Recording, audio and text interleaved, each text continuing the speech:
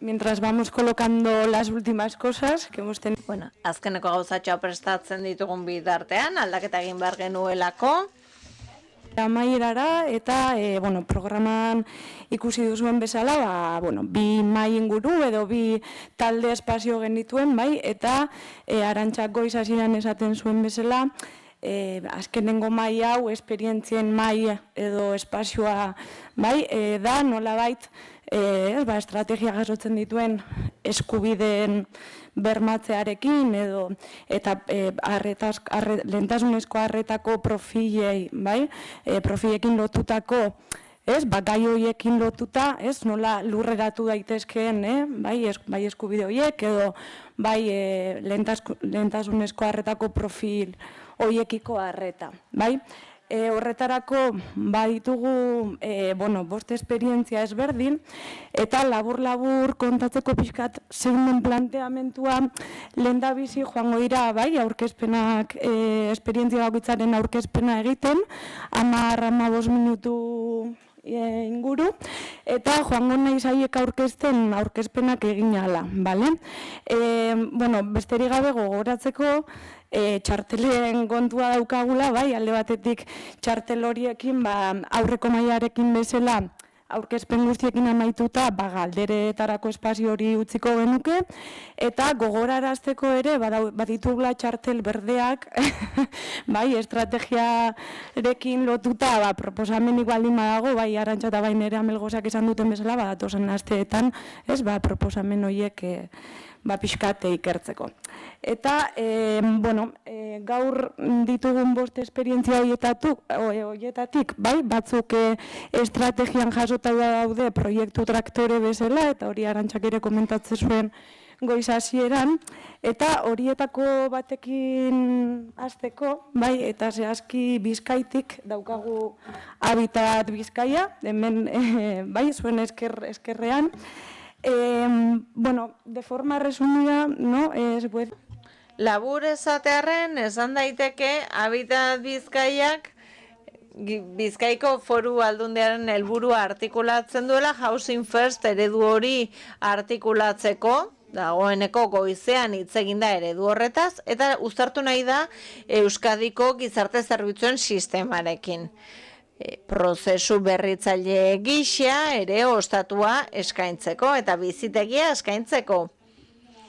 Eta esperientzia hau ezagutu dugu Euskar Sekoren eskutik, bada gizarte inklusioko zuzendari nagusia, enplegu gizarte kohesio eta berdintasun departamentoan Bizkaiko Foru Aldundian. Esan bezala, 15 minututan kontatuko digu Oskarrek Bizkaiko esperientzia eta esperientziaz esperientzia joango gara. Oskar, nahi duzunean?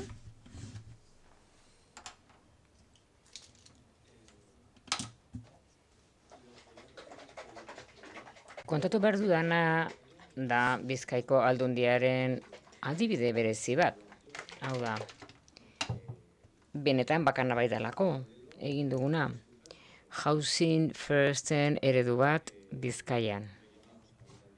Habitat Bizkaia deitu diogu, jatorrian Raiz Fundazioak egiten zuenaren antzegoa zelako, estatu osoan zeraman programa bat, baina hasieratik sortuz joan ziren hainbat divergentzia, errez ulertuko dituzuenak. 2006 urtean hasi ginen, 7 etxe bizitza ziren hasiera, 20 izatera pasatu ziren hurrengo urtean.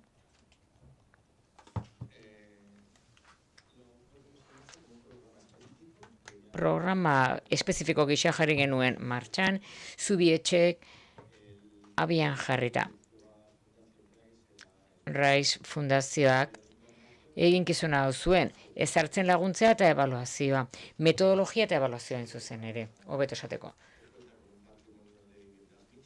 Etxe bizitza mistoen ondarea du, programa honek, eren batean diputazioarenak dira, Aldundiarenak, beste eren bat sektore publikotik, Bilboko udaletik eta Eusko Jaurlaritzatik, eta beste eren bat sektore pribatutik dator. Aldundiak alokairuak ordaintzen ditu, etxe bizitzak lortu ahal izateko. Eta Hemen dator berritasun nagusia, sarbideak zeintzuk diren. Housing First ereduan sartzeko baldintza bakarra da etxegabea izatea, eta hain zuzen ere ausazkoa da aukera. Gakoetako bat da kontrol taldea. Beraz, etxe bizitza esleitzen zaie modu ausazko batean, eta gero kontrol taldearekin kontrastea egin ahal izateko. Hau da, hor esperimentatzen doaz atzerapenak eta aurrerapenak pertsonei dagokienez. Gure aukera izan zen, sarbide baldintzak izan bartzun zuela ibesa eta bazterketa maila. Horrek utzi zigun ikusten 5 bizitza arlotan eta 50 adirazleetan 17 nola egin duen aurrera pertsona bakoitza.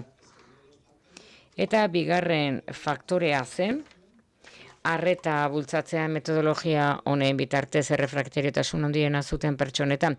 Izan ere, 34-36 abandono zituzten pertsonak ziren, arreta tradizionalean sekula ezagutu gabeko indizea. Eta oso denboraldi luzeak eman zituztenak kalean. Baita ere, lo egiten zuten fabrika moduko lekuak, nondik handik ateratzeko transitoa egin genien.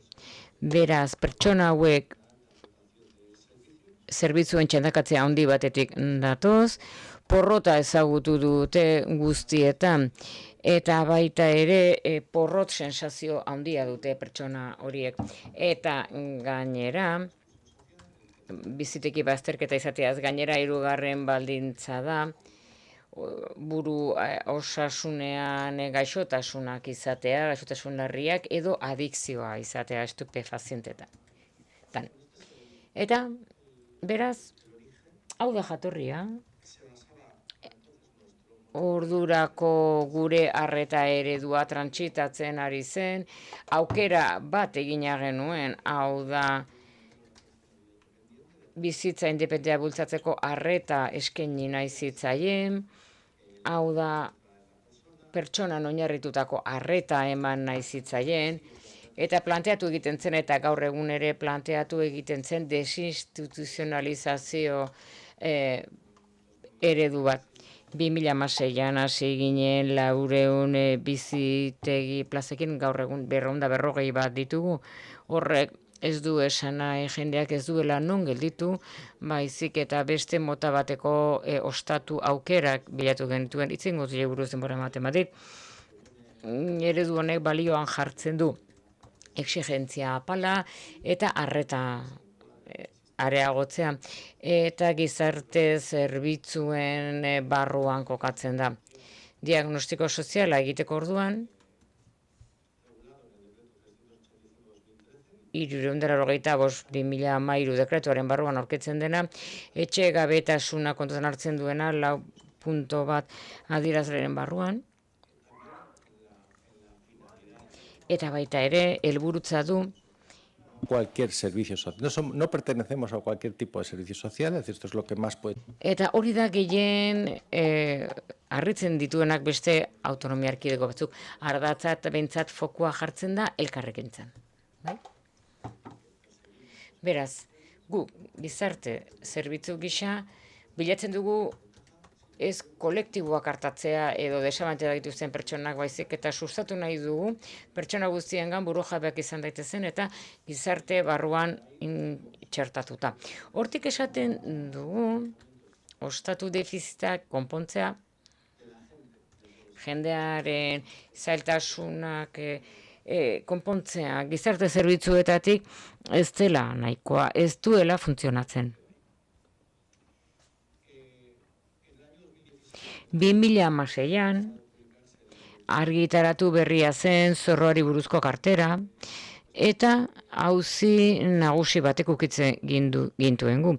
Nola erantzun ostaturako prestazio osagarria. Eta hori agertzen da zorro fitxetako bakoitz batzuetan. Argi zegoen guretzat,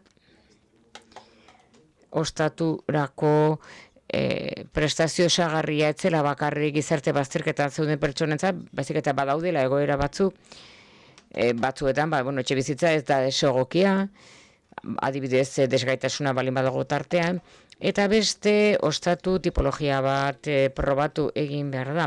Segurua izango dena batez ere indarkeria matxista edo genero indarkeria dagoen kasuetan, non emakumeak bereziki mehatxatu egiten duen bere bizi lagunak edo berarekin bizi diren beste pertsona batzuek. Edo afektibitate harremanak dituen pertsonen mendekoa denean edo behintzat berarekin batera bizi diren pertsonak. Eta apustu bat egin nahi genuen, ostatu prestazio osagarri honetan, intimitate gune bat sortzea eta arauzkoak ez izatea. Espazioak non bakoitza edozein pertsona gisa bizi daiteken bere etxe bizitza. Hau da, guk 2016an planteatu genuen. Lehen ebaluazioa egin genuen, Deustuko Unibertsitateak gidatutakoak, eta 300 orriko dokumentua 2 orritan laburtuko dut. Hauxe dio txosten honek, edo ebaluatu du. Zer irabazi dugu egindako apustu honekin, etxe bizitza egonkortasunean, edo bizitegi egonkortasunean, eragin positiboa da, IBES horretan, balorazio tresna horietan, Habitat Bizkaiaren barruan, eta inpaktu positiboa izan zuena kompetentzia pertsonaletan, baina hala ere oraindik ere utxune izaten jarraitzen du. Ez zitzaigun beharainakoa iruditu lortu genuen emaitza arlo horretan. Badaude aurrerapenak integrazio komunitarioa, autopertzepzioa ere izugarri hobetzen da erabiltzaileen artean, eta hau bat dator ogarsik egin duenarekin konparatuz, estatu osoan, aurrerapenak daude gaitasun pertsonaletan, eta ikusi genuen baita ere batzeudela desajuste batzuk.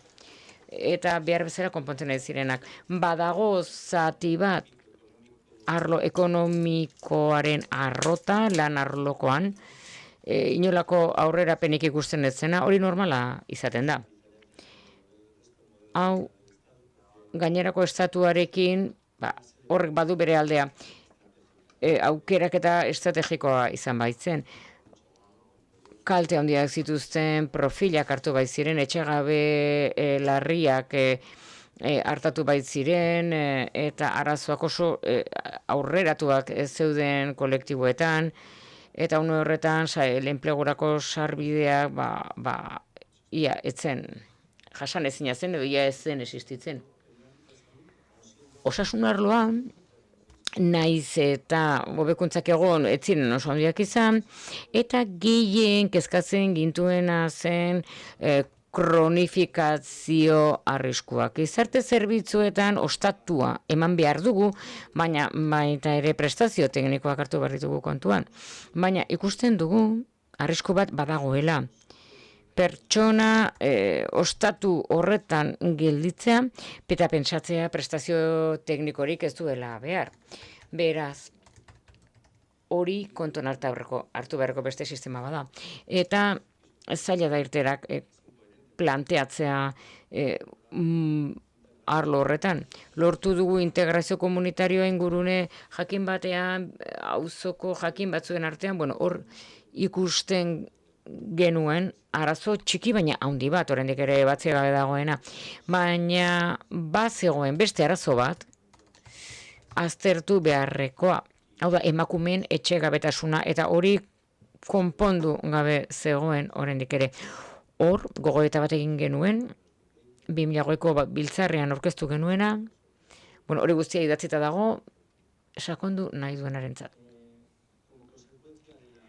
Beraz, lehen ebaluazioaren ondorioz,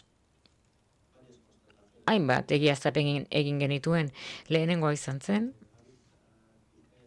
Habitat Bizkaia Housing Firsten oinarritzen da, lehenbizi etxe bizitza garrantzitsuena hori da lema, egiaztatu genuen garrantzitsuena izanik, eta hori onartuz etzela benetan garrantzitsuena zena.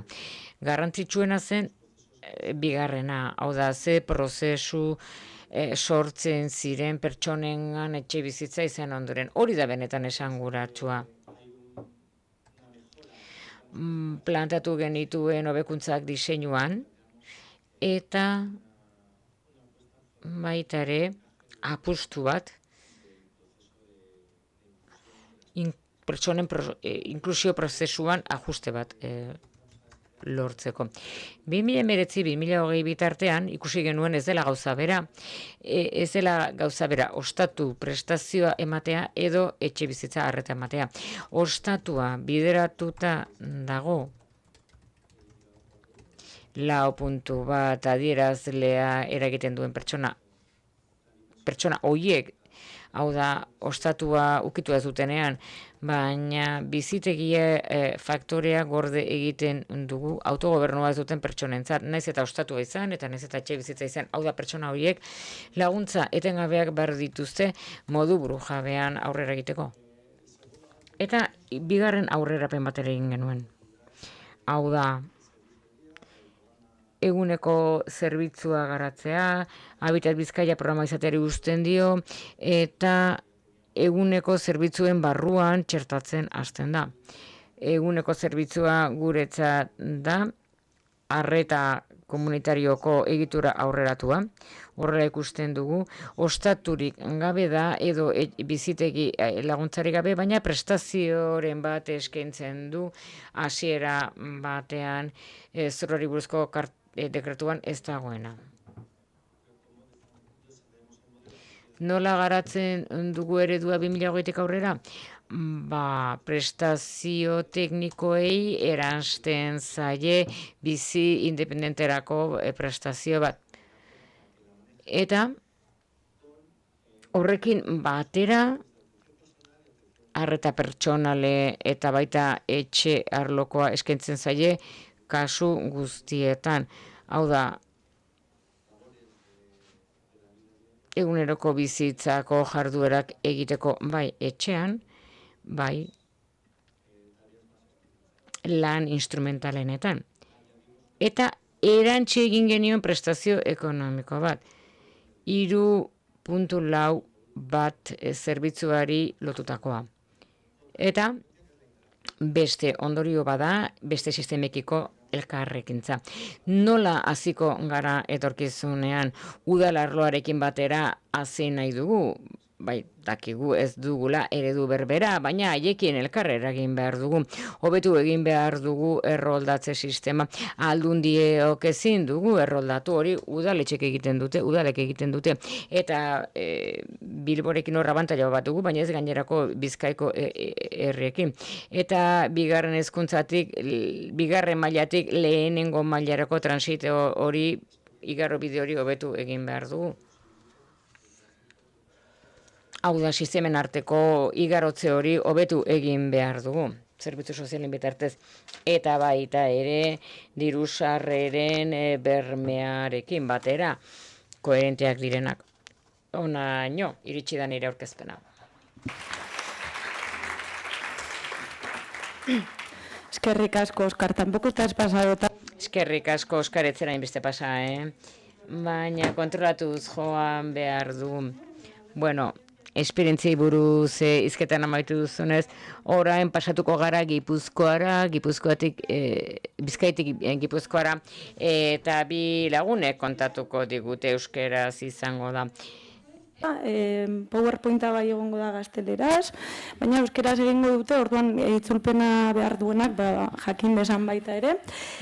Zarautz oinarrian arreta komunitario eta integratuko esperientzia berritzaile bada, gizarte bazterk bazterkeria egoran edo arriskuan dauden pertsonentzat zuzenduta, eta esaten nuen bezala, hainbat baliabide nagusi izateaz gain, ez da kasualitatea bi pertsona egotea, eredu kolaboratzaile batean oinarrituta dagoelako. Eta zehazki, datoz alde batetik Amaia Leun da, Zarauzko udaleko gizarte zerbitzuetako arduradun teknikoa da bera, eta bestalde Iker Ruson, Gipuzkoako Foru Aldundiko gizarte inklusioko eta emakumeen aurkako indarkeria matxistaren arretako zerbitzu burua.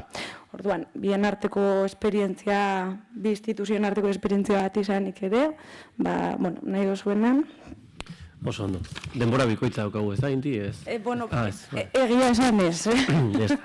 Gordion, eskerrik asko gubioi gonbidatzeagatik. Uste lehenengo aldia dela elkarrekin egiten dugula Amaia eta biok, baina zorionez da lehenengo aldia elkarrekin lan egiten dugula bi zerbitzuek, beraz, alde horretatik nahiko ohikoa da.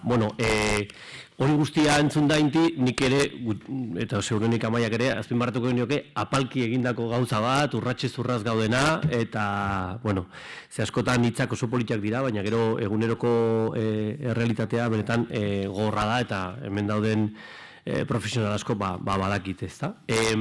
Abia puntua, aurrela dijo, ez da? Bai, abia puntua 2023ko urtarrilean kokatuko genuke, bertan akordio politiko-tekniko bat dago, baina bi hitzoiek ere aipatu behar dira, ze politikoki ere ezinbestekoa da, lehen ere aipatu den bezala lidergo hori, eta orduan bi erakundeen artean, kasu honetan Zarauzko udaletxea eta Gipuzkoako Foru Aldundia, bi gauzetan ados zeuden. Alde batetik gizarte zerbitzuen mapa garatu egin behar zela, zorroko zerbitzua garatu egin behar zirela, beste eskualde batzutan ere hori tokatu zaio Aldundiari, hau da eskualdea garapen horretan jartzea eta gurieri deitzea, aipatuko nuke Oarsoaldeako esperientzia, guretzat ere lagungarria izan zelako, eta kasu honetan, biek behar dugu zerbait garatzea, goazen elkarrekin egitea. Eta bero bestetik ere bazegoela, eta hori garrantzitsua dela, borondatea eta aukera agian beste modu batean ere egiteko, ezta? Askotan ikusten dugu zorroa beti oztopo bezala edo ormamua handi bezala, ezagit zorrotik aratago, baina zorroaren inguruan badaukagula beste gauza batzuk ere egitea. Eta orduan, enkargoa zen, horra aipatzen den bezala, apalez berriro diot, baina, arreta eredua berritzea, arreta integratua izateko, eta kasu honetan gizarte inklusiora bideratuta. Bisualki, marrazkitxo honetan edo irudi honetan nahi duguna da, alde batetik dagoela integrazio vertikal bat, bai Foru Aldundiak eta bai Zarauzko udalak aktibatu egin behar zituzten zerbitzu eta laguntza ezberdinak, baina asmoa zen integratuak izatea eta malgutasunari garrantzia ematea. Nik uste, Oskarrek ere aipatu duela, fleksibilitatea, exigentzia baxua, ezinbestekoa dela gizarte bazterketako pertsonei atenditzeko. Eta bestean ere badago integrazio horizontala. Eta, badaia bigarrengo diapositiba eta garrantzian jartzeko beste eragileek egiten duten lana. Erakunde publikoek izugarrizko lana egiten dute, baina ezinbestekoa dela elkarteek eta beste erakunde batzuk komunitarioek egiten duten lana. Orduan, bi integrazio horietatik, aipatzen genuen moduan, eredu hori, ezakit berria, baina berritzea genuen eredua. Diapositiba honetan ere laburbiltzen dira lortu nahi genituen eta apalez ere edo urratxez urratx lortu ditugun edo lortzen ari garen helburutxo batzuk, ezta? Batetik ez dagoela bakarrik gizarte bazterketa egoeran dauden pertsonei orientatuta, baizik eta baita ere arriskuan, hau da azkenean intensidadeari lotuta bai udal mailan edo bai aldundiari dagokion kasuei hartatzeko prestatuta. Eta zeintzuk dira helburuak, ezta? Modu oso batzutan desiragarrian planteatuta, komunitatea, eskualdea, kasu honetan, eta herria ere, Zarautzeko herria, gizarte kohesiorako sistema integratzailea izateko, nola lortu dezakegun hori. Zerbitzuek ere, hortarako bideratuta egotea eta aukerak zabaltzea. Horregatik ere, pertsonak albada bere ingurunean mantentzen laguntzea, alden moduan, ze batzutan ere, eta onartzen dut, aldundiak agian deribatu egiten ditu pertsona beste eskualdekoak direlako, eta orduan ere sortzen dira gure arteko debateak, ez da? Pertsona hauek hartzen dugu, gonbidatzen diogu herri honetan hastea eta benetan hemen errotzea, baina berez, helburua izango litzateke, hortxe daudenak edo hor hasten direnak, hor mantentzea, premia desberdinen intensidadeekin ere hor jokatzea, esango nuke, malgutasunari lotuta, zagian pertsona batzuk behar dute intensidade baxugoa, beste batzuk altugoa, eta beste batzuetan pertsona bera da, baina momentu ezberdinetan behar duela intensidade hori aldatzea. Eta orduan, gero aipatu dudan bezala, administrazioak horren oztopo ez izatea. Hori erresa da esateko, baina gero guteko asko zailagoa da. Laguntza espezializatua bai, baina baita ere beti protagonismoa ematea alden neurrean laguntza komunitarioari, apoio naturalei, eta denen artean osatzea edo gure artean komplementatzea. Datorren helburua oso garrantzitsua da, nik esango nuke sentitzen dut honean mamian dagoela edo bihotzean dela gizarte zerbitzuen zatiketa saiestea. Hor zugarrizko erronka daukagu, ez bakarrik sekundariatik primariara, primariatik sekundariara, orduan, proiektu honek horri erantzun bat eman nahi dio, premia konplexuei erantzun konplexuak, kasua konplexuak badira, gu ere batzutan ematen ditugun konponbideak agian sinplegiak direla, eta horren ez dira eraginkorrak. Kudeak eta prozesuak desburokratizatzea, izapideak alden neurrian murriztu, jarraitutasunari hori garrantzia eman, eta gero bada, azkenengo helburuak gizarte zerbitzuen eredu berriak ere albidetzea, aipatzen nuen bezala ikuspegi integratua, mistoa, osagarria, hori beste modu batean ere aipatuta, bagian, eta beste, esango nuke, printzipio gidari batzuk aipatuta, pertsonalizazioa, legaren espirituan dago, eta hortxe gabiltza egunero, gizarte bazterketaren kasuan ere bada erronka handia, gero badago kontzeptua dela beharren estratifikazioa, agian beste modu batean esan da, ikustea, pertsona erdien gunean jartzen badugu, udalari zer dagokion egitea, aldundiari zer dagokion egitea, beste sistema batzui ere, baina bitartean zer egin dezakegu, jendea hor zulo beltzetan ez gelditzeko. Aipatu dut, accesibilidad y continuidad en los apoyos, nik uste hemen irisgarritasunean badugula erronka, baina batez ere koropila handiak dauzkagula jarraitutasunean, ezta? Udalek lan egiten dute, gure valorazioa etortzen da, batzutan nahiko genuke baino beranduago, gero preskripzioa, orduan saiatu gure burbuila honetan beste modu baten egitea. Bizikalitatea paradigma bezala, ezta? Xalok eta berdugoren paradigma horri heltzea, eta gero komunitate ikuspegia. Gobernantza eredua edo nola gobernatzen dugun aldugun moduan maila teknikoan eta politikoan, baina teknikoan bi espazio daude, behitik azteta lidergo operatiboa, hau da, kasuetatik gertuago dauden pertsonak, teknikariak, hor modu pixkatxukunagoan kontauta dago, baina gutxi gora bera hori da, ez naiz luzatuko horretan, orduan hor kasuz-kasu hitz egiten dugu, debatitu egiten da, diskutitu ere batzutan ere, eta erabakitzea eta ez hainbeste edo gainditzea plazen banaketa hori, ez da? Udalak hainbeste ditu, aldundiak hainbeste ditu, cada uno tiene sus plazas, pixkat ere gainditzea. Eta gero lidergo estrategikoan, baita ere teknikario gaude, baina hor, maila estrategiko horretan proiektuaren plangintza eta hori guztia pentsatzeko. Nire zatitxo amaitzeko, irudi honetan, batez ere nahi genuena zan, ikustea nola izan zen gure ekosistema edo tokiko ekosistema honen garapena, ez da? Alde batetik akordio politikoa bai, gero ere, oraindik ez dugu aipatu, baina Emaus Fundazioak izugarrizko garrantzia du proiektu honetan, biekin batera haiek eramaten dutelako eskuatze teknikoa ere, haiei eskatu genien diagnosio bat egitea, eragileekin, eta diagnostiko horrietatik aurrera, proiektua garatzea. Nahiko logikoa dela, baina eta hortan, bai hasieratik beti bi erakundeak elkarrekin lan egin dugula. Eta taulatxoai, pentsatzen jasoko ez dutela, edo partekatuko dugula, gure proiektuan bai dago banatuta, azkenean taula batean ikusteko zein dan pertsonaren arrisku maila, izan ere pilotatzeko eta pilotatzen ari gara screening erraminta bat ere, azkenean arrisku hori neurtzeko, eta azkenean nahi duguna visualizatu da arriskuaren arabera zeintzuk dira ibilbide tipoak, non gelditzen da kasu koordinatzailearen edo koordinazioaren lidergoa, ea sistemen integrazioa behar dan, eta baliabide posibleak.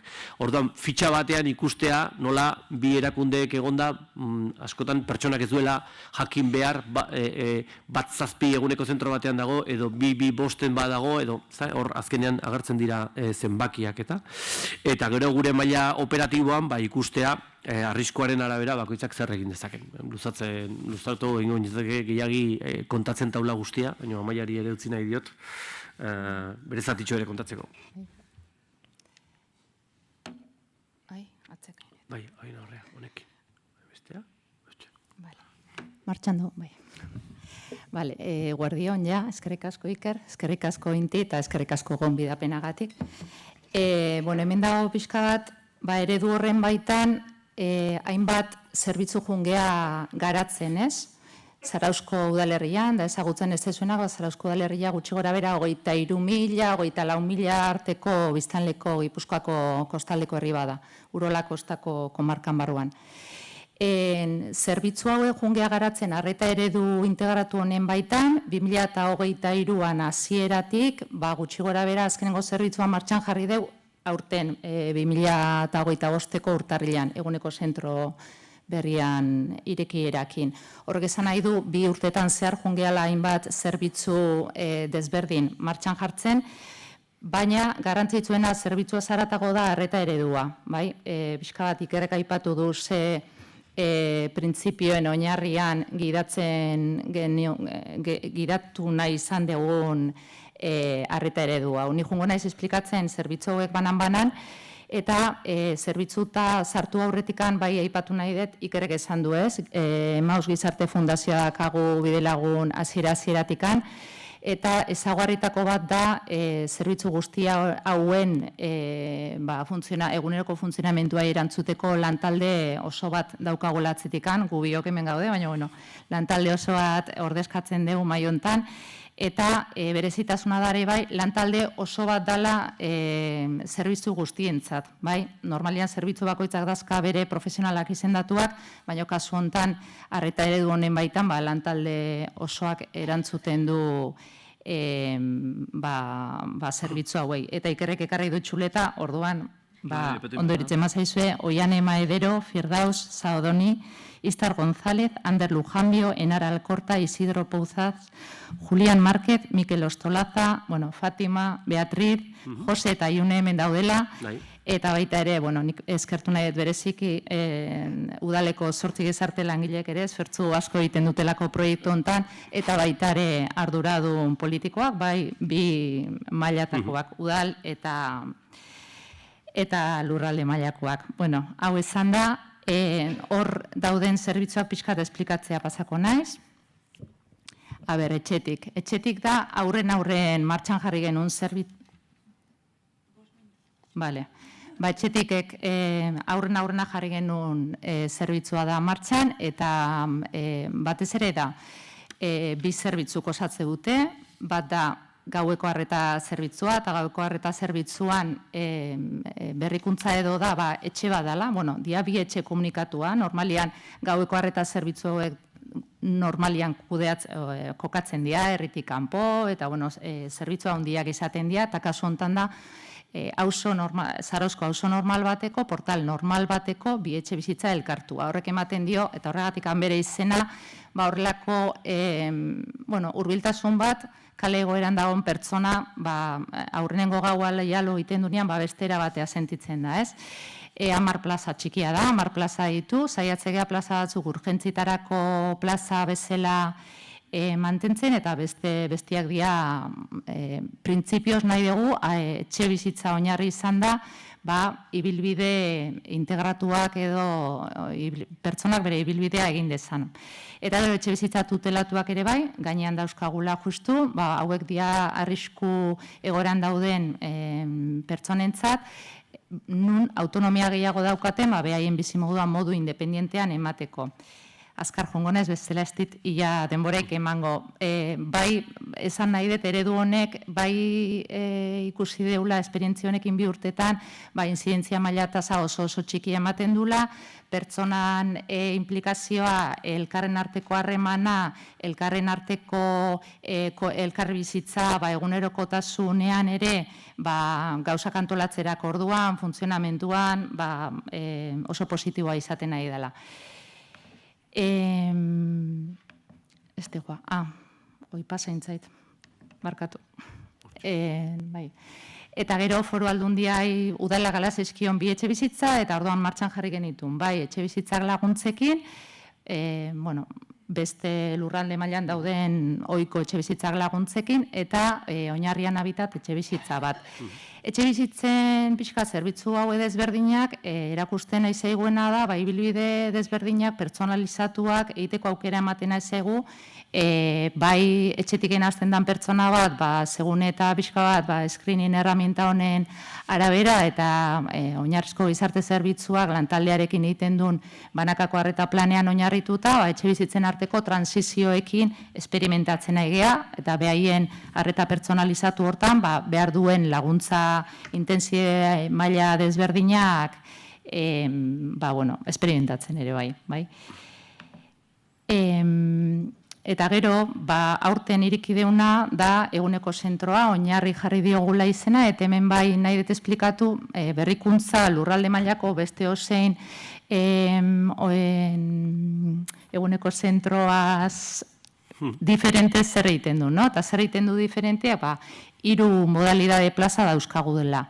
Bat, arrunta esango genioke, eta da gaur egun ezagutzen deuna, 2. mailako eguneko, inklusiarako eguneko arreta zerbitzu batera juteako, aurrena gizarte bazterkeriaren baliotresna pasata eduki behar du, eskaera eginda, itxaron zerrendan, eta gero plaza esleitzen da, hori izango litzake modelo A, arrunta, modelo B, ordia, da berrikuntza eta jarri deu, gizarte bazterkeria egoeraren balorazio tresna ez daukatenak pasata, baino ja etxetiken gaueko alojamenduan hasi dianak nolabait ere, behaien ibilbide pertsonalizatu hori garatzen, gaueko zerbitzua zaratago Oinarrin ematen zaion plaza modelo B honekin bermatzen den eguneko ibilbide bat hasteko aukera.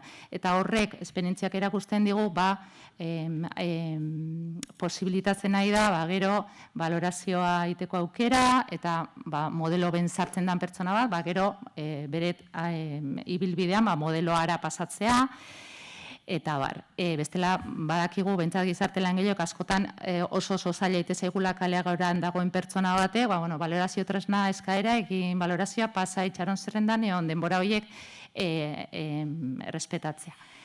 Urduri jartzen ez demoragatik, baina hau esplikatu inberdet. Eta modelo C, da beste aukera bat ere ematen diguna Oinarri eguneko zentro esperimental honek, eta da, zerbitzu puntuala jasotzen dute hainbat pertsonak, ez igual, ataben zerbitzua jasotzen dutena berdina da, diferentzia da, zarbidea, baina zen izango litzake, puntuala edo akotatuta denboran, edo jasotzen duen zerbitzu hortan.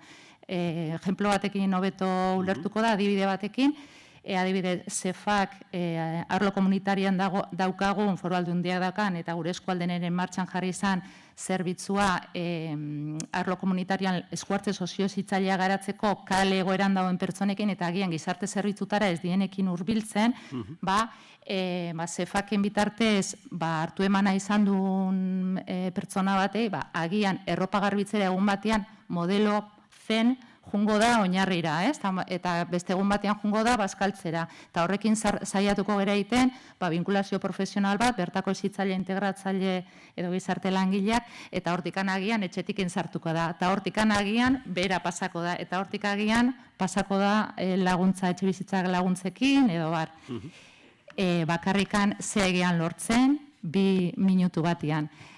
Zeegean lortzen esperimentazio honekin, aigea lortzen, gerra hau puskatzia, gerra hau primaria, sekundaria, zurea da, nerea da, eta batez ere, hauen aipatu etena, transizioiek etxe bizitzetan, intensidadean, batez ere pertsona ez galtzea ibilbide horietan ez galtzea vinkulazioa profesionalakin, erreferente profesionala adosten aigea mai operatibo horietan, esaten aigea, bueno, zu izango zea, ni izango gea, osea, ez gea burruka hortan, ez eta pertsonaia aigea begiratzen, aigea lortzen, arretaren jarraikortasuna mantentzen, eta pertsona komunitatean ere mantentzen. Importantia dalako, eta esaldi hau esan behar dut, izakia ez da izaki egiten ez bada harremanean. Eta harreman hola hartzen deu, errotzen danean, binkulo batzukin, bai profesionalak eta bai entorno batian. Eta hori, ja.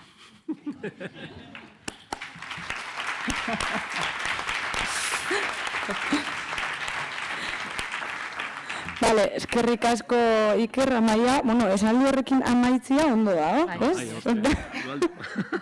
Bai. Vale, bueno, jaketa osuen baitxa ez, hirugarren sektoria eta, bueno, emaus betartian egondala eta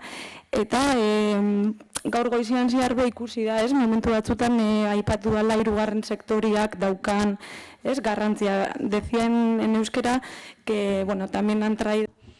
Eta aipatu dute ere, emausen lankidetza eta goizean zerre Tercer sector, y dicho eso voy a dar paso a la tercera. Eta hori esan da, bide emango diogu beste proiektu traktoreetako bati, estrategian jasota dago, eta bada, bazterkeria egoeran dauden emakumeen eta erakunden arteko hausnarketa laborategia. Eta pixka bat eremuz mugituko gara, baina lotuta dago ere ikusten ari garen horrekin. Laburra azalduko dut, proiektua aurkeztuko dut. Proiektua baterako diseinuan eta baterako parte hartzean egindakoa da, genero ikuspegia, ikuspegi intersekzionala, eta goizean aipatu diren horiek barne hartzen ditu, lankidetza esperientzia bat da, hirugarren sektorearen eta erakunde publikoen artean, eta gehiago luzatu gabe, esperientzia aurkezteko Yolanda Motero dugu, sektoreko programen koordinatzailea, Ongizate Sozialeko Foru Institutuan. Arabaragoaz, beraz. Nahi duzunean. Bueno, lehenengo eta behin eskerra nahiko nuke, bai, aukera hau izateagatik, bai, eta mai honetan parte hartzeagatik. También quisiera agradecer Eta eskerrak eman nahi nituzke ere, mai honetan egoteko aukera eman zaiolako soilik, Ongizate Sozialeko Foru Institutuari, baizik eta baita ere IZE eta izarturi, gero aipatuko ditut, sarturi ere, eta hau guztia posible duten profesionalei sarrera ematen zaielako, zerbitzua kudeatzen duten profesionalei, gizarte zerbitzuetako profesionalei, lando eremuetako profesionalei, azken batean beraien direlako emakume horiei egunerokotasunean laguntzen ari direnak. Hau esan da eta kontuan izan da. Denbora gainean dugula.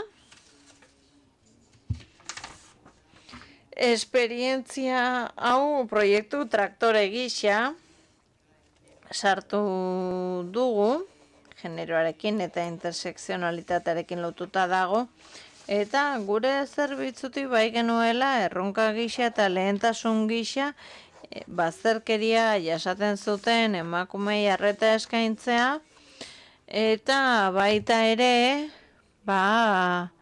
Araban kontuan izan da zer nolako sakabanak eta geografikoa dagoen gure lurraldean, horri ere hartatu nahi genion. Ulertzen genuen dena den esperientzia honekin osatu egiten zirela beste zuzentarau batzuk, eta lotuta dago hori, zerbitzu batzuk emakumei edo emakumeentzat egokitzarekin, eta oroar, azo gintzait ematea aurkezpenari. Bueno, eta herritar guztiak bazterketaren faktorera ekartzea, ezagutu dezaten, horren berri izan dezaten. Nola sortu zen? Eta zergatik sortu zen ekimena? 2017tik Laneratzeko eta gizarteratzeko zerbitzua dugu landa eremuetan, gizarte bazterketa jasaten duten eta arriskuan dauden pertsonentzat. Oinez izena du programa horrek, hala ezagutzen da, Oinez programa bezala. Eta Oinez programak arreta ematen die, izenak dioen bezala, gizarte bazterketan edo arriskuan dauden pertsona guztiei Vitoria-Gasteizko eremu osoan. Eta zerbitzu hau kudeatzeko Irse Arabak eta Sartu Alabak parte hartzen dute.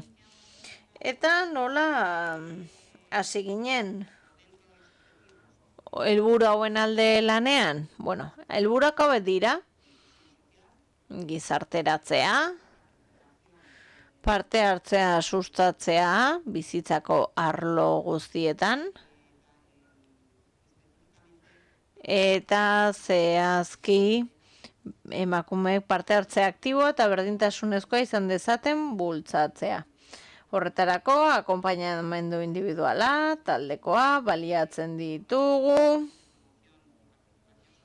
eta horretarako erabiltzen dugu sareko lana, parte hartze eta babes sozialerako tresnak, eta egiten dena da baliatu dauden baliabideak, eta Arabako lurralde historikoan badaukagu sakabanak eta geografiko oso handia eta biztanle metaketa batez ere Gasteizen. Lurraldearen gainerako zatietan 2024an biztanleria 83.000 biztanlekoa zen, gutxi gora bera. Gizon eta emakumeen proportzioi dagokienez, orokorrean biztanlerian ez dago alde handirik edo esanguratsurik, badaukaguna da atzerriko biztanleriaren tasa 8,47%. 2024an guztia eta ezagutza trukatzeko esperientzia guztia diagnostiko batetik abiatu zen. Oinez programan egin genuen eta datu esanguratsuak eskuratu genituen esoile kuantitatiboki eta nahi baduzu esar gaitezke adintarteetara, sexuen araberako banaketara, baina batez ere kualitatiboki ere eta esanguratsuenak hona ekarri ditut eta badira batez ere adintartea hartatua izaten ari dena badela 26 eta 45 urte bitartekoa, batez ere emakumeak dira 71%, eta hartatutako atzerritarrak 79,46 dira programan parte hartzen dutenen artean. Eta horien dira datu kuantitatiboa, baina esan bezala alderdi kualitatiboak eskatzen gintuen. Zer itxaropen zituzten parte hartzaileek programan. Eta hor ikusten ziren alde nagusiak. Printzipioz,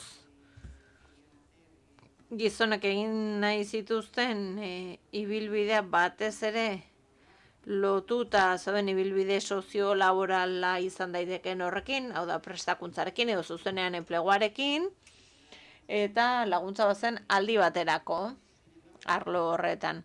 Emakumeek aldiz,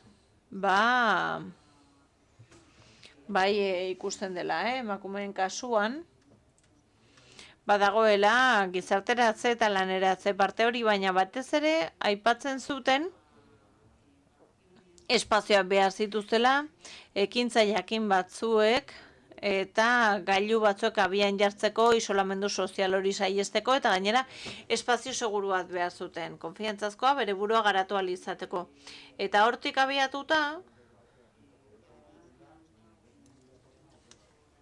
asko gustatu zait, Raquel, nola azaldu duzun, ez da? Nola hitz egin duzun bakardade sentsazio horri buruz, eta nola hitz egin duzun espazio seguru eta konfiantzazkoen beharrari buruz. Hemen ikusten dugu, realitate horretan ikusten dugu aukera bat. Eta horrela jarri genuen abian, lehenik eta bain pentsatuta genuena. Eta bazen partaidetzazko prozesu bat abian jartzea. Eta parte hartu zuten bazterketa egoera bizi zuten lurraldeko emakume guztiek. Esan bezala, sakabanaketa geografikoa handia da, gure lurraldean eta behin eta berriz aipatuko dut. Baina hala da, benetan zaildu egiten duelako esku hartu ahal izatea. Udalerriak oso txikiak dira, eta askotan isolamendu hori ere lotuta dago emakumeek senti dezaketen babes horrekin. Babestuta sentitu daitezke agian mikromundu horretan, baina agian isolatuta sentituko dira munduko gainerako lekuekiko. Beraz, garrantzitsua da guretzat, aukerak ematea beraiei harremanetan jartzeko, herrialdeko kanpoko jendearekin beraiek zerbait sortzea, beraientzat zerbait sortzea zen helburua. Eta sozietate kudeatzaileen proposamena egin zen, eta, ez genekien oso ongi ezer, ez nola egin, eta erabaki genuena izan zen, eramatea, lurraldeetan genituen talde guztietara. Egia da, gure itxaropenak hasierako bileretan, zirela edukitzea 10-12 emakume bitarteko taldetxo bat, eta haiek aukerak izatea harremanetan jartzeko, eta elkarrekin sortzeko. Laguntza teknikoa eta instituzionala eman da.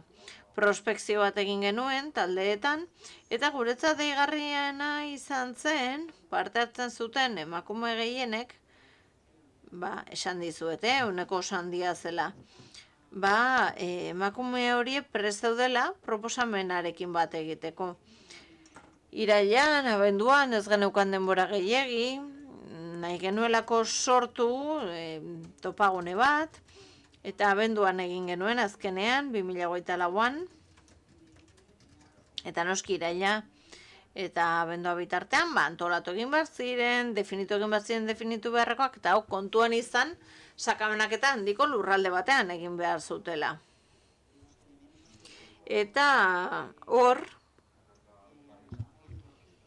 laguntza logistikoarekin lotutako elementuak, hauek, erakunde kudeatzaileenak, funtsezkoak izan ziren bultzatzeko komunikazio hori. Zeintzuk izan ziren elementu traktore horiek? Batetik topaketa, baterako diseinua, parte hartzea, eta ahotsa ematea emakumeei. Bai proposamenak egiteko, bai erabakiak hartzeko, adierazteko nola egin nahi zuten, zer modutan, non, zer modutan egiteko prestote zeuden, adieraziz, eta erakundeetatik egiten genuena zen, laguntza hori eskaini, akonpainamendu hori eskaini, eta arreta taldeek ere, bermatu egiten zuten, elkarrekin zerbait egin ahal izatea. Eta topaketa abenduaren 14an izan zen, esan dudan bezala, eta emakumeek adierazten zutena bazen, balioan jarri nahi zutela, beraientzat zer referentzialeku egon ziren ezagutzara ematea, segurtasuna, konfiantza sortu zietenak. Eta nahi zuten beste emakumeek ere horien berri izatea, sinergia sortzeko, ezagutza eta esperientza partekatu ahal izateko. Eta horrela, abenduaren 14ko jardunaldi horretan, lehenengo partean, esperientziei buruz hitz egin zuten, txokotan antolatuta, eta lehenengo pertsonan, hitz egiten zuten hor, eta lehenengo pertsonan bizitzen zituzen, hainbat arlorekin lotutakoak ziren. Eta, oinez programaren barruan, lurralde osoan, hainbat eta hainbat gai landu ziren, eta gai horien barruan, emakumeek proposatu zituzen, hemen ikusten dituzuenak. Osasuna, kirola, gaikuntza edo trebakuntza, gizarte sustapena eta kultura eta bizikidetza. Aialako txokoak, sareak ehuntzea izan zuen izpide, Arabako Errioxan logistikan prestakuntza, Gorbei aldean Jim Legutio izeneko ekimen batean zentratu ziren, aitzindaria izan zen, espazio publikoa, okupatzarekin, lotuta, Eta noski kontan izan behar dugu, batez ere emakumeak direla, atzerrikoak, arabiarrak gehienak, jatorriz, eta esaten zuten beraientzat indar handia izan zuela, osasunaren ikuspegi hori sartzeak, kirolarenak, eta izan zela beraientzako inklusioa lantzeko modu bat. Ainanan, beste esperientzia bat eraman zuten aurrera, Marokoko kultura ezagutzera emateko, kuadrilan egin zuten, eta lautadan beste proiektua jarri zuten abian, pintatzen saretuta izenekoa, eta jarduera artistiko bat zen, eta badakigu zer onurak hartzen dituzten horrelako jarduerek. Hori izan zen jardunaldiaren lehenengo partea. Barkatu, baina 2 minutu dituzu. Osongi 2 minutu. Lehenengo parte horretan, egindako guztia emakume dinamizatu eta aurkeztu zuten, lehenengo pertsonan hitz egin zuten. Eta hemen jarriko dut arreta. Lehenengo mahai inguru hau izan zen 2. partea, Eta honek ere eragin handia izan zuen, 5 emakumek parte hartu zuten, kuadrilatakoak ziren, eta hemen helburua zen beraiek azaltzea, zer izan zen beraientzat, oinez programan parte hartzea, zer eskaera zituzten, zer prozesu eta zer itxaropen izan zituzten, baina benetan bizi izan genuena, eta uste dut hemen gaudenok ala izan zela baieztatu dezakegula, izan zela benetan esperientzia emozional oso garrantzitsu bat. Emakume haiek, inguruan zaudenek, gehi gainerakoek, aukera izan zutelako beraien bizi esperientziai buruz hitz egiteko, beraien prozesuei buruz hitz egiteko, eta guztietan ere trauma zegoen, eta benetan impactagarria izan zen. Guztira honetan 15 parte hartzaile izan genituen, 15 pertsona egotea espero genuen, 74 emakume etorri ziren lurralde historiko osotik. Eta gainerakoak ziren profesionalak, oinarrizko gizarte zerbitzuetakoak, erakunde kudeatzaileetakoak, foru institutuko lankideak, eta abar. Balorazioa, garrantzitsua. Ikus dezakezue, baditugula batetik parte hartu zuten emakumeak eta bestetik langile teknikoak, gogo betetasuna erabatekoa izan zen, itxaropenei zagokienez, ia ere erabatekoa izan zen, horien betetzen maila, eta adierazten zuten etorkizunean ere halakoetan parte hartu nahi zutela. Zer eragin izan zuen emakumeentzat, parte hartu zuten emakumeentzat alduntzea, beren autopertzepzioa hobetu zen, sentitu zuten ez zaudela bakarrik, norbait ondoan zutela, eta esan bezala batez ere, sendatze emozional bat gertatu zen, eta nolabait aintzatetsi egiten ziren beraien bizitzak. Eta benetan jo ipurdia jartzen zaite, gogoratuta bizitu genuena.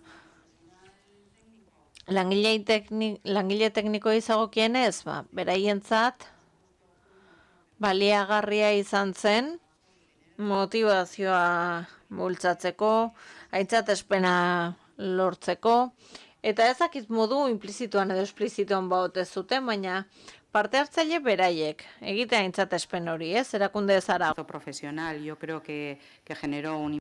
Alegin profesionala horrela aitortzeak oso eragin positiboa izan zuen. Eta errekonozimendua egin zen ere oinarriko gizarte zerbitzuetatik, eta nola balioan jartzen zuten ere profesionalen akonpainamendu hori, eta erakunde mailan,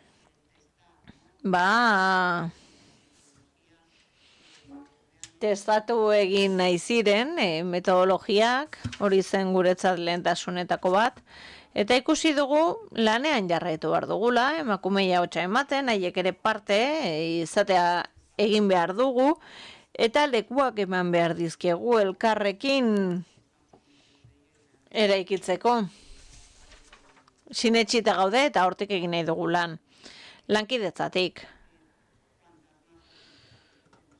zenbat eta eragile gehiago parte hartu, beste ikuspegia txertatuz, arrakasta handiago izango dugu, berme handiagoz, eta iritsi izango gara tokikoa den horretara, eta emakume hauen errealitatera azken batean ez naiz luzatuko, esan dudalako. Este año también, bueno, una de las proposamenetako bat bazen esperientziaren berri ematea, eta ala jaso genuen aldundiaren jardunbide egokien aintzatespena. Barkatu,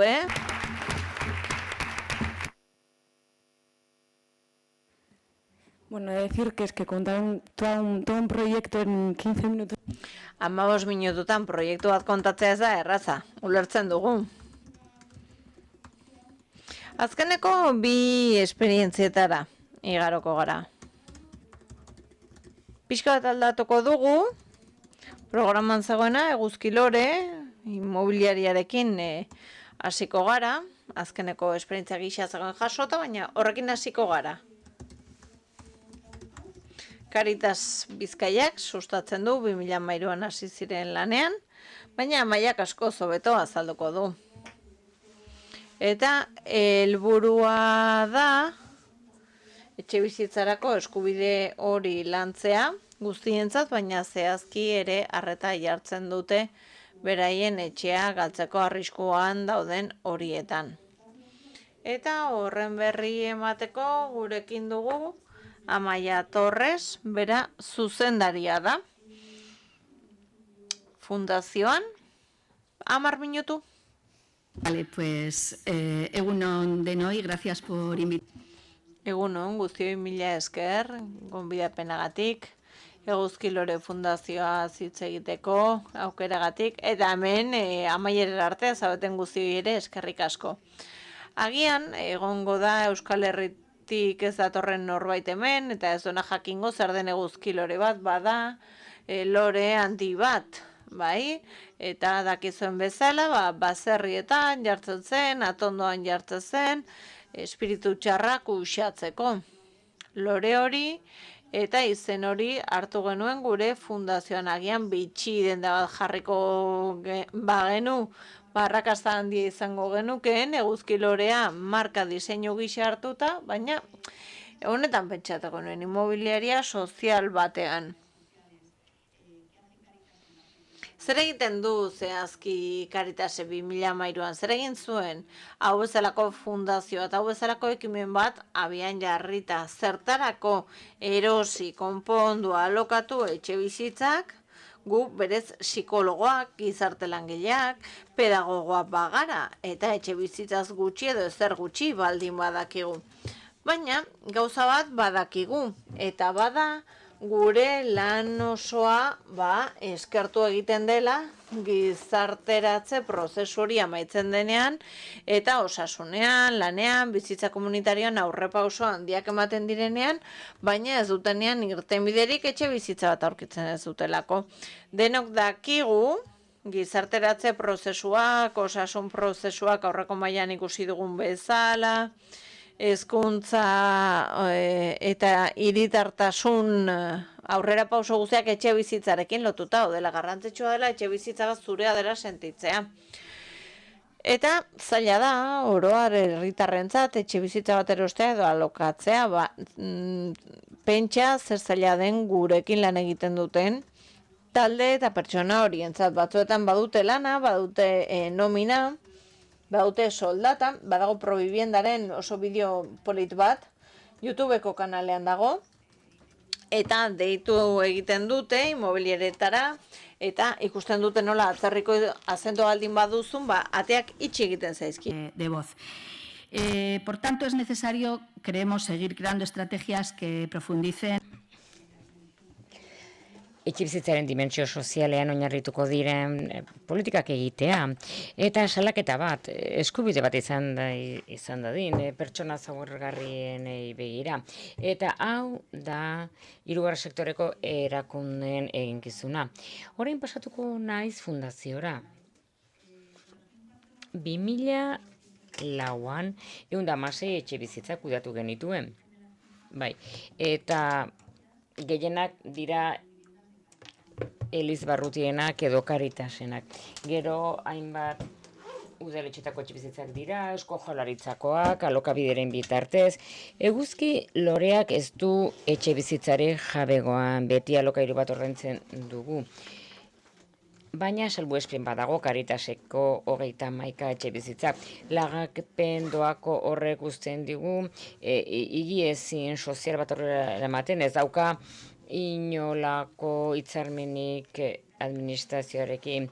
Elizbarruteko Karitasek ematen dizkigu etxebizitzak eta batzuetan laguntza ekonomikoak ematen die pertsonei alokairu horiek ordain ditzaten, eta gainera ordain gabeak daudenean edo kalteak daudenean ordaindu egiten ditu. Hori da bazterketa sozial grabean daudenentzako benetako laguntza. 2024an 312 lagun hartatu dira, 600 emakume, 700 gizon eta 93 adingabe. Gizonezko gehiago daude, goizean azaldu den horregatik guztiagatik.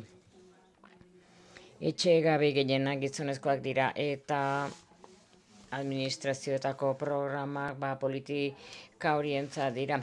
116 etxebizitza horietatik 73 etxebizitza alokatu egin dira, etxebizitza oso gisa askotan adingabeak dituzten emakumeak eta 53 alokatuak izan dira logela gisa. 311 lagun hitz egiten dugunean, 92 bizitegi unitatek dira, pertsona bat, 3 osatutakoak, eta unitate horietatik 34 familia bakarrak izan dira, emakumeak buru daudela.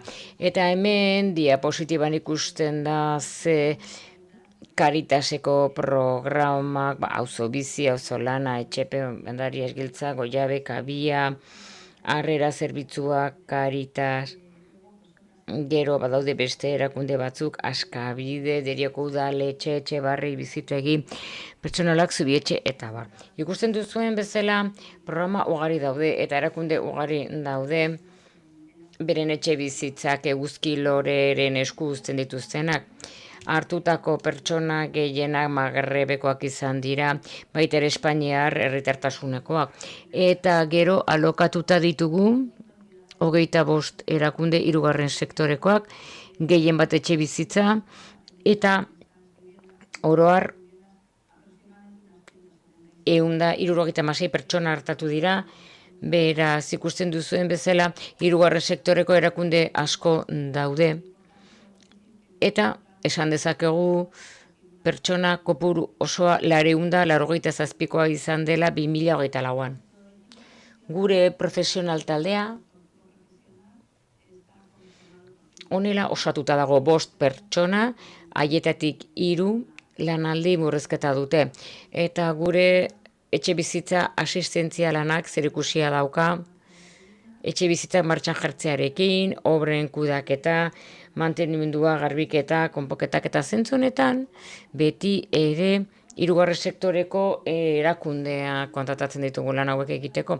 Eta koordinazio gainerako erakundeekin, gehienekin badugu hitzarmen sinatua, lankidetza hitzarmena, eskatzen den dokumentazio guztia etxe bizitza bat esartzeko, fidantza seguruak, dokumentazioak, kontratuak, edozein rezibo mota, ziurtagiri, seguru ordenketa, fidantza komunitatea,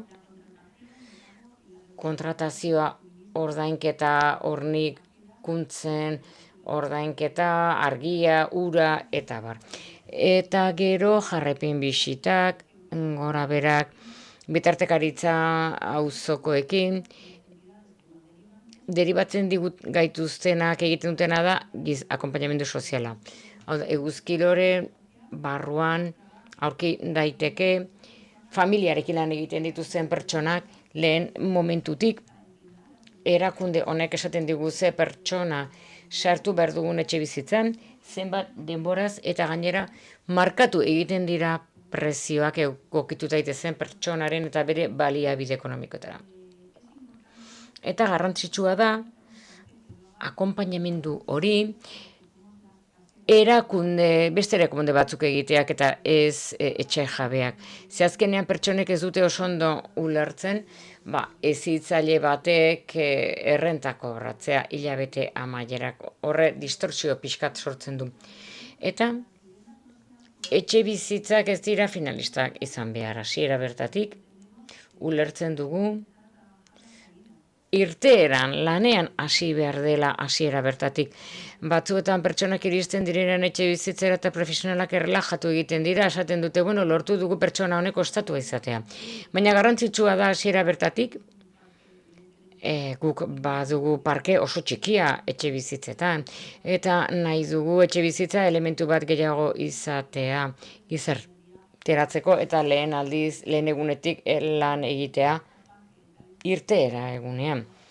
Gaur egun merkatuan dagoen egoera ikusita irteerak oso zailak dira eta jende asko gelditu egiten da nahiko estankatuta eguzki lore. Baina hala ere saiatzen gara hori horrela izan ez dadin. Eta gero uste dut garrantzitsua dela gainditzea sarean egiten den lana, fundazioan egiten duguna. Nik hemen azpimarratuko nituzke bi gauza. Alibas elkarteko kideak gara, etxe bizitza eskuragarrierako, kohabitatekin batera, ia 15 erakunde katalan barne hartzen ditu, Katalunian 3. sektoreak ia kudeatu egiten ditu, alokairu sozialeko etxe bizitzen lana. Eguzki lorek ekin batera Alibas sortu dugu, eta etxe bizitza sozial eta eskuragarria kudeatzen hasi gara. Beti ere kontuan hartu zein den araudia, fiskalitatea, lurra eta baita ere indartzeko 3. sektorearen parte hartzea. Gaur egun hainbat oztopo aurkitzen ditugu eta desabantaila handian egoten gara beste etxe bizitza hornitzaileekin konparatuta irabazi asmoa dutenak. Eta guk nahi duguna da eredu bat bultzatu 3. sektoretik sortuko dena eta erakunde sozialen kezka bera dutenak irteera emateko lan egiten dugun pertsonei. Eta uste dugu garrantzitsua dela balioan jartzea etxe bizitza hornitzaile hauek. Eta bestalde, dugu itun soziala etxe bizitzaren alde. Eusko Jaurlaritzatik bultzatu da, eta 2022tik aurrera 2026ra luzatu nahi da, eta itun honen helburua da nolabait bizkortu ahal izatea etxe bizitzarako eskubidea herritar guztientzat, eskubide benetako gisa. Eguzki lore da erakundeetako bat, konpromiso hori sinatzen duena, eta gainera lan taldean lan egin du eta kolaborazio publiko-pribatuan kolaboratzen du.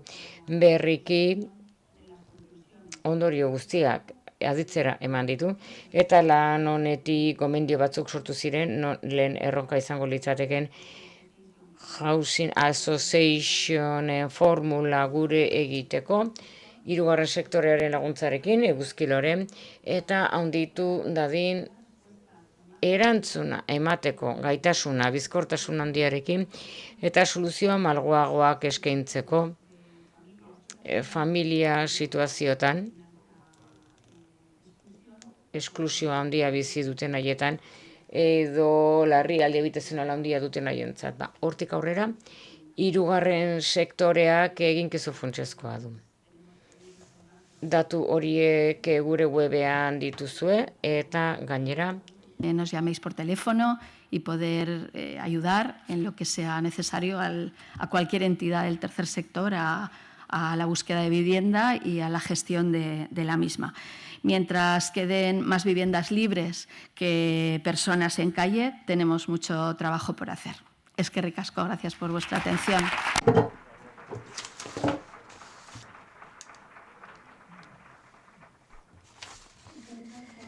Para ajustarte al tiempo también. Eskerrik asko Amaia denbora betetzeagatik. Orain azken esperientzia izango dugu. Orain egokitu zaizu azkeneko hitz egitea. denbora gutxi gelditzen zaigu, baina azkenean iritsi da zure txanda.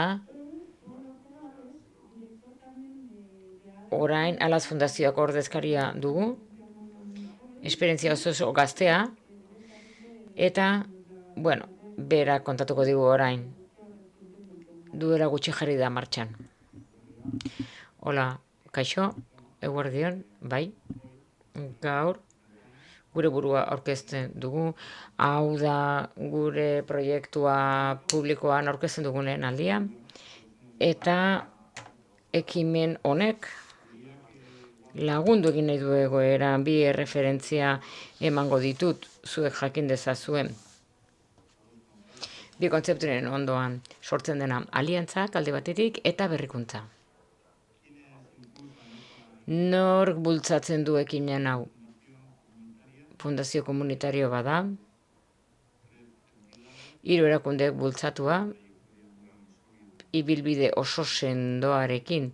Nik uste dut erakunde hauek bikainak direla, bizitegi, elkartea, Peñaskal kooperatiba, eta Gaztaroa sartu kooperatiba. Guztiak 80ko hamarkadan sortu ziren, ezagutzen dituzue, hemen daude, eta ibilbide bikaina izan dute. Espero dugu, laster besteren bat izango dugula, eta hauek dira ikuspegia ematen diotenak proiektu honi.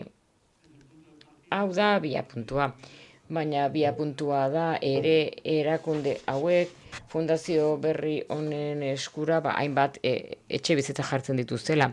Beraz, badugu jadanik etxe bizitza parke bat, bizkor joango naiz.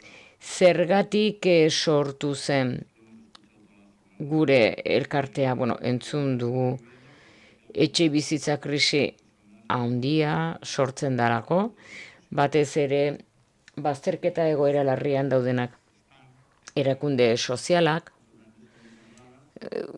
guztiz lanez beteta zaudete eta egiten duzun akonpainamendu lanaz gain, askoz ere komplikatuagoa da gainera etxebizitzaren kudeaketa ere egin behar bada. Eta demanda hazten doaz urtez urte. Eta ezin zaio horrela eman irtenbidea besterik gabe. Zer da guk egiten duguna? Euskadin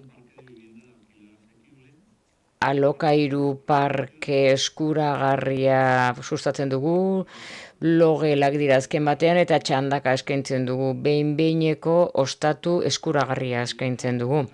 Etxe bizitza jadanik da, inklusioaren azpiegitura ikusezina. Norentzat, gure kasuan,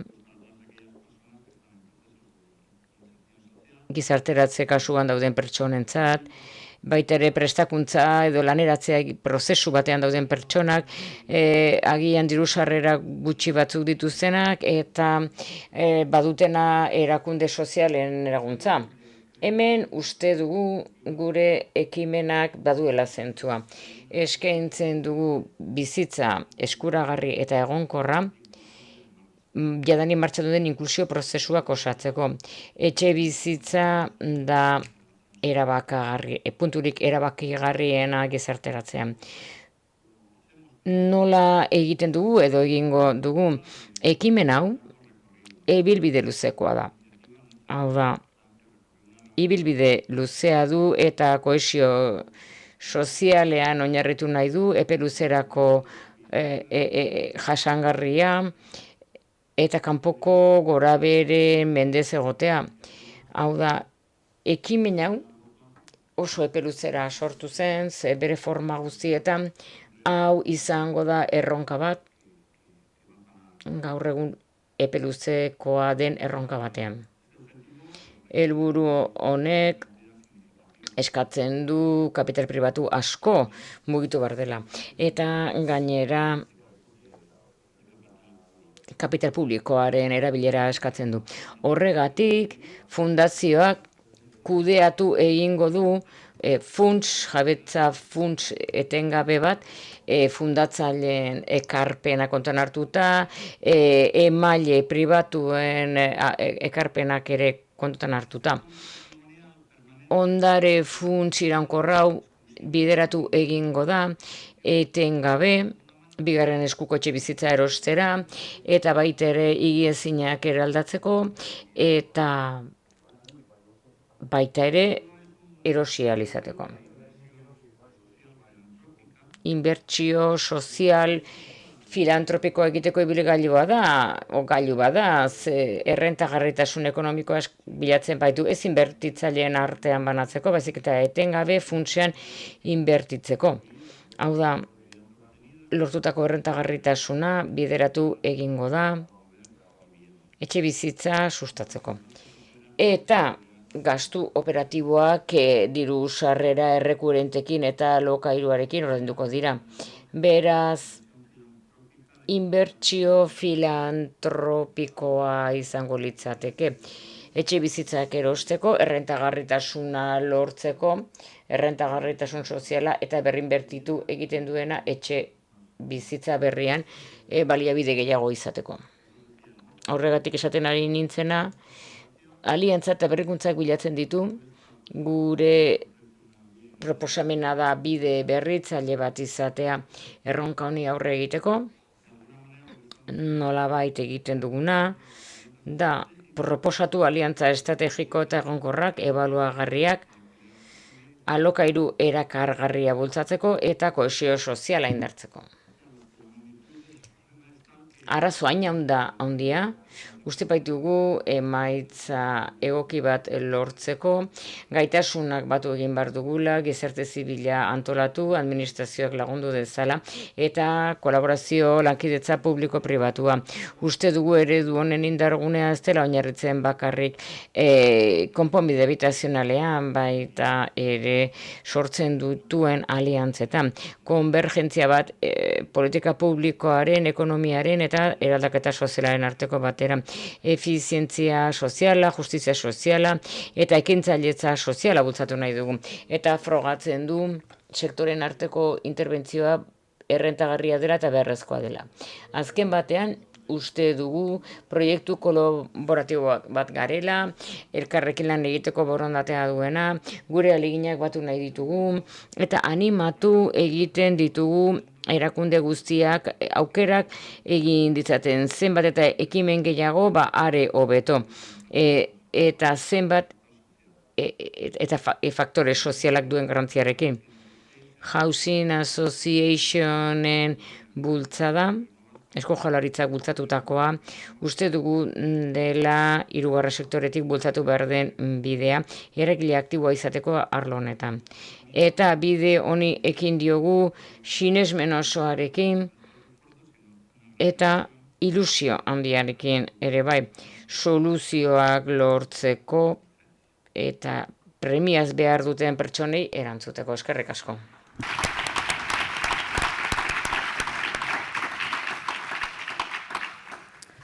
Eskerrik asko, Pol. Eskerrik asko, Pol, presiopean egin duzu eta oso ondo moldatu zara. Bueno, komentatzen didate ez dagoela inolako galderarik eta gainera denboraz pasatu egin gara, beraz orain amaierara pasatuko gara. Ederki, eskerrik asko sentitzen dut, estutu bazaituzet, baina denbora horrela da. Bueno, zoragarria. Gatzeko, benetan, zorionak. Hemen ez dugu despedida luzatuko, eskerrik asko berriro hemen egotzaten guztion, ikuste lortu dugula elkartzeko helburua dudari gabe, ikasteko ere bai, eta hausnarketarena espero dugu ere txartel berde bakar bat ere ez dugu jaso uste dut, baino jardunaldietan izen emateko emantzen duten korrea badaukazue, urrengo gunetan zerbait bururatzen bazaizue, nahi balen baizute, bidali mesedez eta jasoko ditugu. Eta gure aldetik, besterik ez gogorazi jardunaldiaren grabaketa eta aurkezpenak eskuragarri aukiko dituzutela mintegia.6.net helbidean. Eta eskerrik asko berriro denei, eta 2027an ikusiko gera Bilbon tokatzen da hurrengoa. Eskerrik asko. Agur.